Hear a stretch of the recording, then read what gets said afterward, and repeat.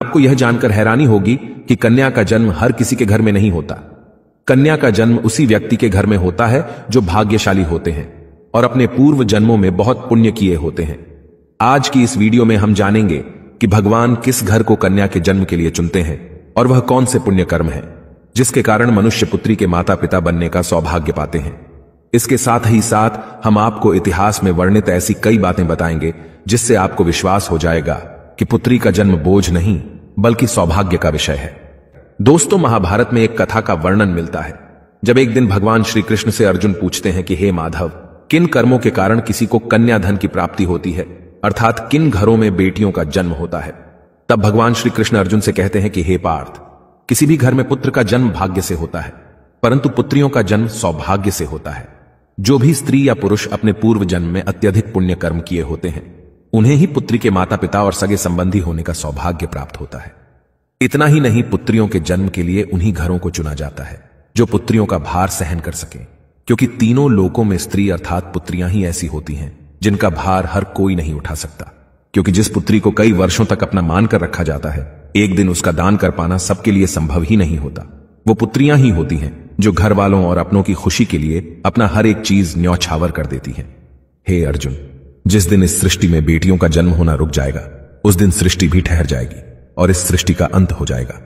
दोस्तों, जब आप भगवान श्री कृष्ण की इन बातों पर गौर करेंगे तो आपको समझ आएगा कि उनका कहना कितना सही है, क्योंकि अगर इस संसार में पुत्रियां ही नहीं होंगी तो न वंश आगे बढ़ेगा और ना ही ये सृष्टि। कई लोग कहते हैं कि हिंदू इतिहास में स्त्रियों का महत्व नहीं है, जो सर्वथा गलत है, और जिस इतिहास में स्त्री का महत्व नहीं है वह इतिहास हमारा है ही नहीं। धन की देवी लक्ष्मी हो, दुर्गा हो या घोर रूप में महाकाली हो, नारी सर्वस्व पूजी गई हैं। दोस्तों, कहते हैं कि लड़कियां लड़कों से कम नहीं।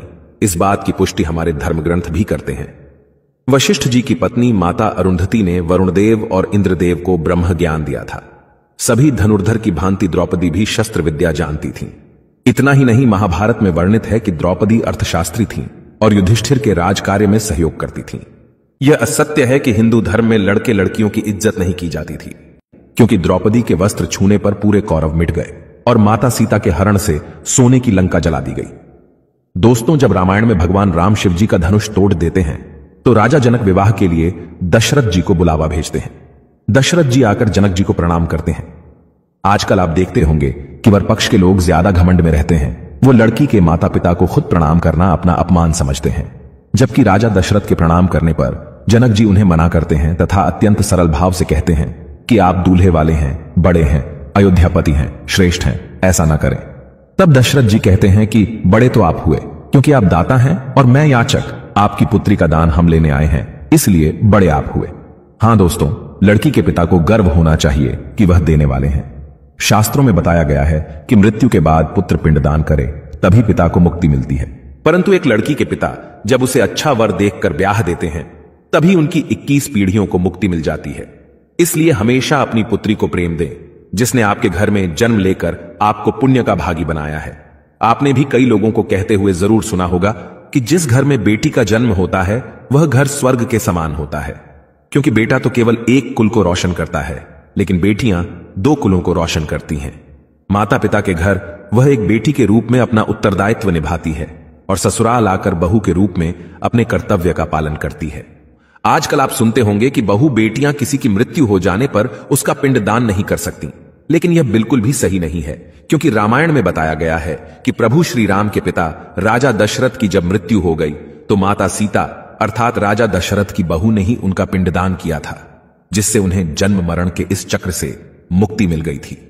इतना ही नहीं, गरुड़ पुराण के प्रेत कल्प में बताया गया है कि कोई भी व्यक्ति किसी मृत के लिए पिंडदान कर सकता है और इसलिए बेटियां भी अपने पिता के नाम का पिंडदान कर सकती हैं। व्यवहारिक दृष्टिकोण से वहीं अगर ससुराल पक्ष में कोई पुत्र नहीं है तो इस स्थिति में बहू भी पिंडदान कर सकती है। इसलिए दोस्तों, वो लोग बहुत किस्मत वाले माने जाते हैं जिनके घर एक संस्कारी पुत्री का जन्म होता है। शायद यही कारण है कि बेटियों को लक्ष्मी का दर्जा दिया गया है। बहुत से लोगों की सोच होती है कि बेटी है तो बिना समय गंवाएं और पढ़ाई में पैसे खर्च किए जल्द से जल्द शादी कर दो, लेकिन यह छोटी सोच बेटी के भविष्य को बर्बाद कर देती है। जरा सोचकर देखिए, एक बच्चे के मन में कितने सपने होते हैं। उसे कुछ हासिल करना है, उसे कुछ बनना है, लेकिन यह सपने केवल सपने बनकर रह जाते हैं।